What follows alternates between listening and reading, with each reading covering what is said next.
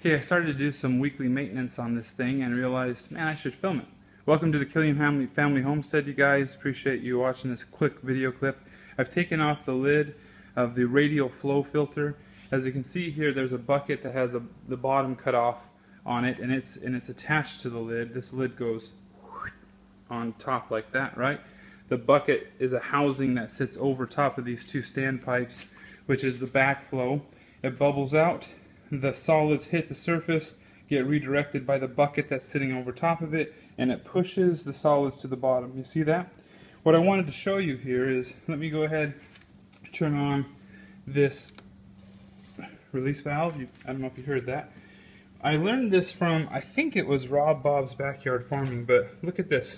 So the suction of the water, and I have this little solid PVC that helps me direct it. But as I go throughout it, it's going to pick up these solids on the bottom. You see that? And this is how you get rid of the solids in the system, as well as water changes, if need be, for ammonia control. And because I have just a standard hose on this, it has the ability to specifically pick up the solids, but not, swish out a bunch of water and I guess inefficiently utilize the water. So anyways, I'm going to go ahead and do all the bottom here, and you'll see the difference between the before and after. Thanks. Okay, got the bottom all hosed out. Now the next step I do is I just take this net and just run it around just to get any larger suspended solids out of there so it doesn't go into the sump tank. And it's done. Took 7 minutes total to do this project. 7 minutes of maintenance every 2 weeks. That's not too bad, right? And once I get the automatic feeders in place, this deal might even just raise its own fish.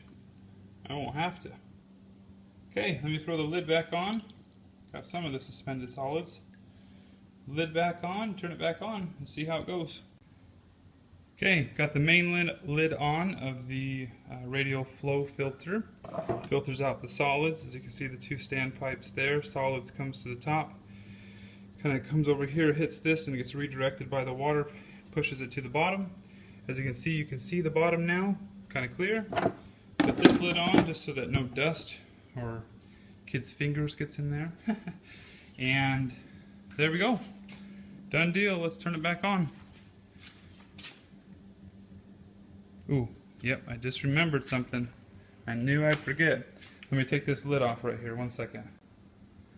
Okay, obviously this Radial flow filter and the sump tank are connected by these three 1.5 inch lines back into it. To work this, I just don't want water overflowing or moving around at all, so I have these two end caps that I simply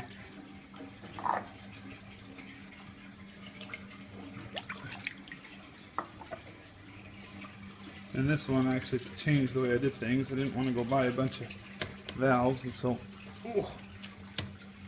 there we go. Now it's all flowing back into the sump tank. So now I can put the lid on and start it up. Okay, let's get it going. Boom, 84 degrees in there. If this gets below 78, or maybe I set it for 75. Can't remember. Then it turns on this 800-watt heater down below, and I'm sure that I'll have to do some adjustments on that once it starts getting cold. Right now all this is serving as a thermometer because it is dang hot. Okay, it's filling the media tanks up again, and here pretty soon you're going to see the water come out and into each individual. There we go.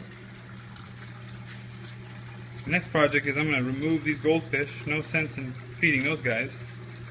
And then taking probably, 25, 25, 25, so a total of 75, and put them into this tank right here. That way I'll end up having 75 to 80 in each tank instead of 100. Awesome. Thanks for watching, guys. See ya.